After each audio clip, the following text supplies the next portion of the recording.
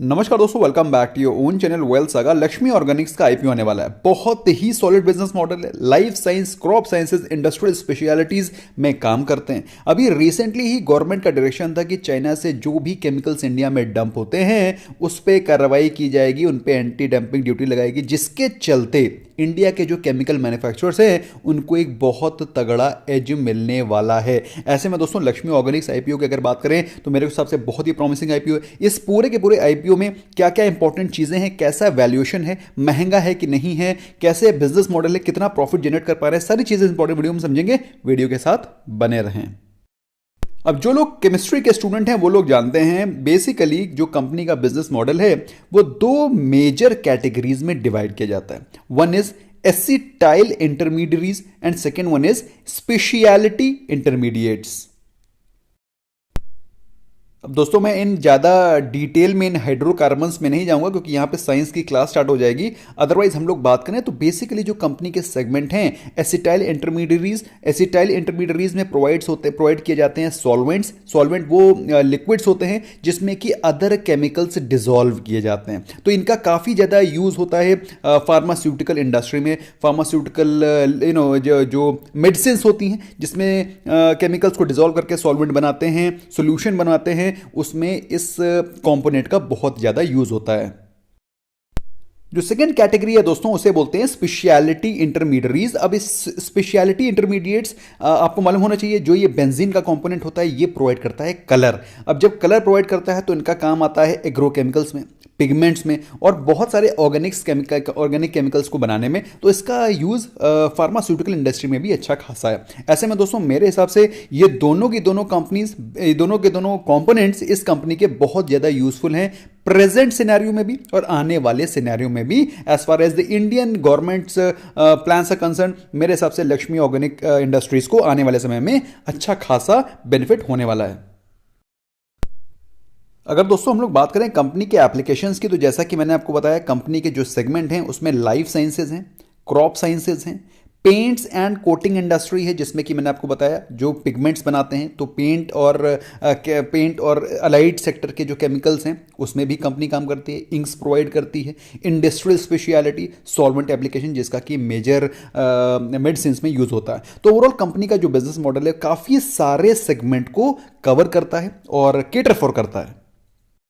दोस्तों कंपनी की वैल्यूएशन को भी समझेंगे और कंपनी के जो कंपटीशन है, कंपनी के जो पीयर्स हैं उसमें कितना कंपटीशन है उसको भी समझेंगे। पहले तो समझ लेते हैं कंपनी के जो कस्टमर्स हैं वो कौन है। आपको जानकर के खुशी होगी कि जैसा कि मैंने आपको बताया कि pharmaceutical, agrochemical, inks and coatings, dye, pigments, paint सभी के सभी सेगमेंट में कंपनी केमिकल्स को प्रोवाइड करती है। तो इनके जो कस्टमर्स हैं उनमें कौन कौन है? Alembic pharmaceuticals, Laurus labs, granules, hetero labs और जो मेजर जो जाने माने नाम है मैक्लॉट फार्मास्यूटिकल्स, सुवेन फार्मास्यूटिकल्स। तो इस प्रकार से UPL limited is one of the major beneficiaries और जो एग्रोकेमिकल बिजनेस में काम करती है, निफ्टी 50 का स्टॉक भी है। तो इन सभी बड़ी बड़ी कंपनीज को ये प्रोवाइड करते हैं अपने chemicals for making their own formulations. तो ऐसे में दोस्तों कंपनी का जो बिजनेस मॉडल काफी सेट है, काफी अच्छा वाइड कस्टमर बेस है, बहुत ही वेल पॉइज्ड है company for growth in times to कम।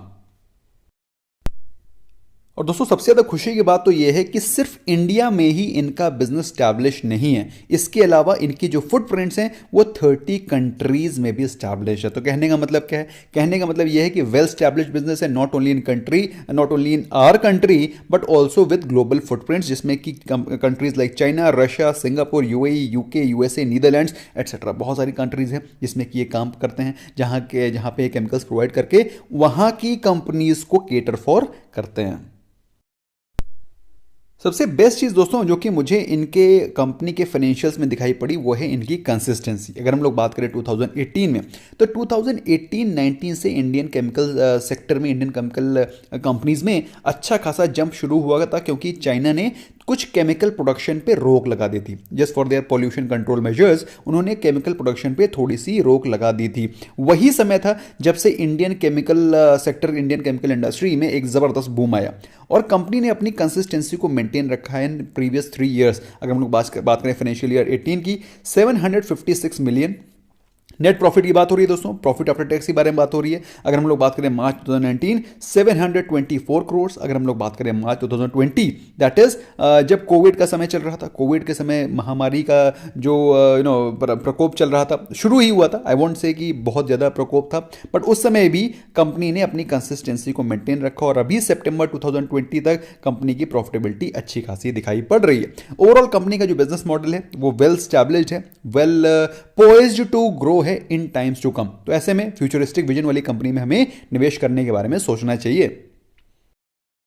सबसे बेस्ट चीज दोस्तों मुझे इस आईपीओ की लगी जो कंपनी के ऑब्जेक्टिव्स हैं। इस आईपीओ को लाने के ऑब्जेक्टिव क्या हैं? इस आईपीओ को लाने के ऑब्जेक्टिव कंपनी के एक्सपेंशन के, कंपनी के ग्रोथ के, कंपनी जो अपनी वर्किंग कैपिटल रिक्वायरमेंट है उसको मीट करना चाहती है, expansion of SI manufacturing facility उसको भी कैटर फॉर करना चाहती है, बिजनेस कैपिटल रिक्वायरमेंट को प्लांट मशीनरी इंफ्रास्ट्रक्चर डेवलपमेंट लगाना चाहती है। तो बेसिकली जो पैसा रेज हो रहा है वो सिर्फ प्रमोटर अपने स्टेक को बेच करके ऑफर फॉर सेल नहीं ला रहे हैं, but also they are utilising this money for the company's future growth as well. तो मेरे हिसाब से दोस्तों कंपनी का जो एम्बिशन है, जो एम है, वो काफ़ी वेल ऑन ट्रैक दिखाई पड़ रहा है फॉर ग्रोथ। कुछ इंपॉर्टेंट फैक्ट्स के बारे में भी जान लेते हैं दोस्तों, जो कि आपको पता होने चाहिए। फंडामेंटल एनालिसिस है, कुछ इंपॉर्टेंट पॉइंट्स। कंपनी के जो प्राइस टू अर्निंग रेशियो है वो है 42 मेरे हिसाब से एक अच्छा खासा प्राइस टू अर्निंग रेशियो है, मतलब कंपनी का जो वैल्यूएशन है थोड़ा सा महंगा है। विजावी जो इंडस्ट्री का सेक्टर का लीडर है अतुल इंडस्ट्रीज, उसके कंपैरिजन में दोस्तों थोड़ा सा स्टॉक महंगा है, क्योंकि अतुल का जो प्राइस टू अर्निंग रेशियो है वो है 32 और इंडस्ट्री का price to earning ratio is around 25। तो उस मामले में जो कंपनी का प्राइस बैंड है, जो कि मैं अभी आपको बताऊंगा, वो थोड़ा सा महंगा दिखाई पड़ रहा है।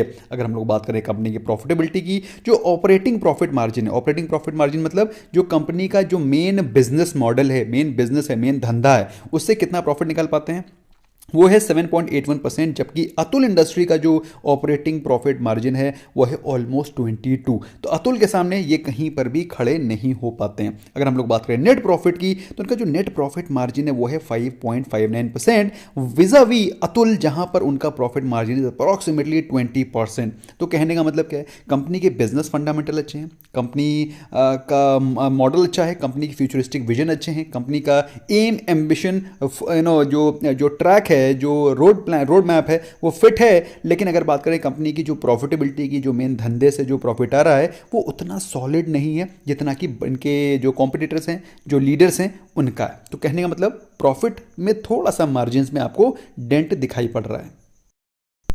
तो जैसा कि मैंने बताया, इंडस्ट्री का लीडर है अतुल इंडस्ट्री और अतुल इंडस्ट्री का स्टॉक प्राइस चल रहा है 6784।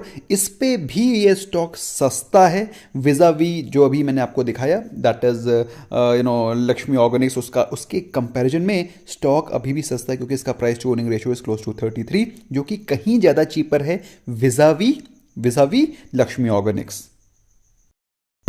लेकिन दोस्तों इस समय जो कंपनी आ रही हैं उनमें अच्छा बिजनेस मॉडल होना ही बहुत ज़रूरी है। वैल्यूएशन तो बात की बात है, फिलहाल कंपनी का बिजनेस मॉडल अच्छा दिखाई पड़ रहा है। कंपनी का जो ओपनिंग डेट है आईपीओ का वो है 15 मार्च 2021 और जो क्लोजिंग डेट है वो है 17। तो 3 दिन का आपके पास विंडो होगा, 15, 16, 17। 3 दिन में आपको इसको अप्लाई करना है दोस्तों। अप्लाई करने के लिए और गारंटीड अप्लाई करने के बाद अलॉटमेंट के लिए आपको अपने आईपीओ को मल्टीपल डीमैट अकाउंट से अप्लाई करना चाहिए। और अभी तक अगर आपने मल्टीपल डीमैट अकाउंट्स नहीं ओपन किए, the link is there right in the description. और ये इंश्योर करिएगा कि आपके जो अकाउंट्स खुल रहे हैं वो सेपरेट पैन से लिंक्ड हैं, तभी आपके अलॉटमेंट के चांसेस बढ़ेंगे, क्योंकि सेपरेट पैन से आपके अलॉटमेंट चांसेस बढ़ जाते हैं रादर देन एक पैन से आप मल्टीपल काफ़ी सारे लॉट ले लेते हैं, दैट इज नॉट रिक्वायर्ड। तो सेपरेट डीमैट अकाउंट से अप्लाई करें तो फिर आपके अलॉटमेंट के चांसेस बढ़ जाएंगे।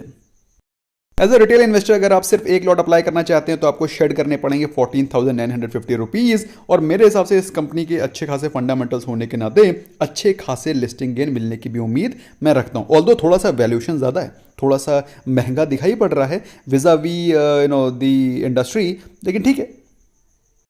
जनरली लोगों को लगता है कि ये स्टॉक प्राइस तो सिर्फ 129 रुपये है, बहुत सस्ता है। लेकिन दोस्तों ये कोई स्टॉक हो सकता है 25 रुपये का होकर भी महंगा हो, और हो सकता है कोई स्टॉक 2500 रुपये का होकर भी सस्ता हो। ऐसा होता है। ऐसा वैल्यूएशन को जब आप एनालाइज करते हैं तब वो पता चलता है कि 25 रुपये का स्टॉक भी महंगा हो सकता है, क्योंकि उसकी अर्निंग्स ही उतनी नहीं होती हैं जिस प्राइस पे वो खड़ा है।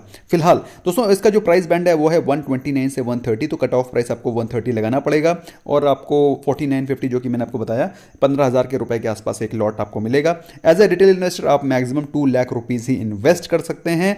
और जरा इसके लिस्टिंग वाले चार्ट को देख लेते हैं। जैसा कि मैंने आपको बताया 15, 16, 17 विल बी दी ड्यूरेशन, जब ये आईपीओ आपको खुला हुआ मिलेगा। और अगर आपको अलॉट हो जाता है तो आपको अलॉटमेंट पता चल जाएगा ऑन 24th, और आईपीओ की लिस्टिंग होगी 25th ऑफ मार्च 2021, इसी महीने होली से पहले। तो दोस्तों मेरे हिसाब से काफ़ी प्रॉमिसिंग आईपीओ दिखाई पड़ रहा है, और not only for listing gain, long term के पर्सपेक्टिव से भी मुझे ये ठीक ठाक ही दिखाई पड़ रहा है। और थोड़ा सा वैल्यूएशन महंगा है, but that's okay. I think it commands the premium, it जो प्रीमियम ये कमांड कर रहा है, इट डिजर्व्स दैट प्रीमियम, क्योंकि कंपनी का बिजनेस मॉडल भी काफ़ी वेल स्टैब्लिश है। सो मेरे हिसाब से I think this is looking very promising. First day अगर इसका सब्सक्रिप्शन 100% हो जाता है, जो कि मुझे लगता है डेफिनेटली होना चाहिए, तो 100% होने पर इसमें एक शानदार लिस्टिंग गेन की आप एक्सपेक्टेशन रख सकते हैं। Please do not miss it. अपने अकाउंट्स वगैरह खोल लें ताकि आप मैक्सिमम अकाउंट से अप्लाई कर सकें, और ऑफ कोर्स अगर आपको अलॉटमेंट होता है तो अच्छा खासा पैसा भी आपका फर्स्ट डे जनरेट हो जाएगा। Bye bye for now.